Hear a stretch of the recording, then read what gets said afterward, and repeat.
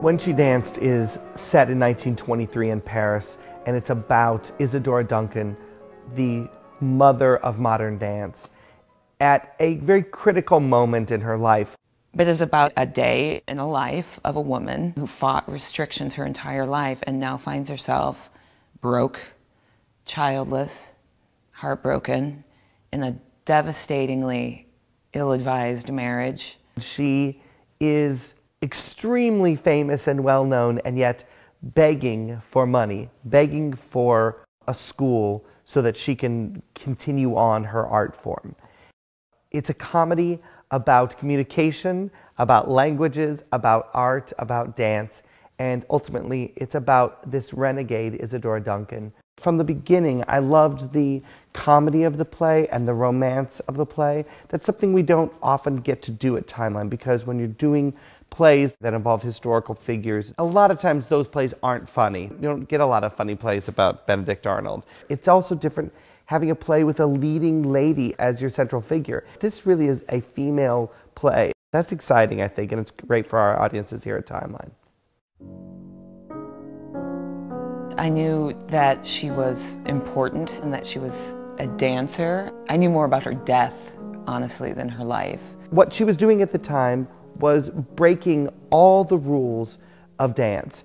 She was bound to do it from the beginning as a child. From the age of even 12, she started dancing in people's homes and dancing in this new style and sort of teaching people ways to think about dance that were new. I have become so impressed by her bravery and her honesty and her casting aside all restrictions of what women were supposed to be. I hadn't known of her dislike of the ballet. There she was, barefoot, uncorseted, hair down, in a time when people must have thought she was nuts to be doing it. There's a lot of tragedy in Isadora Duncan's life, but she continues to sort of live her life in a c'est la vie kind of way. She was a human being who suffered great tragedy in her life, but the key to Isadora Duncan is absolutely rising above it and knowing that she was driven by something that so few people are.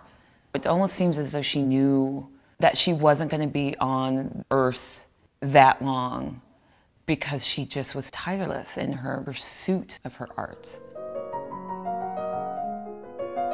When we're working on plays that have actual historical figures, it is a challenge that we face here to try to figure out how we will portray those figures, and is our goal to portray them as historically accurate as possible or to take leeways. I think we try a little bit of both. Really, a character, historical or not, on stage has to be an amalgam of the character and the actor playing it.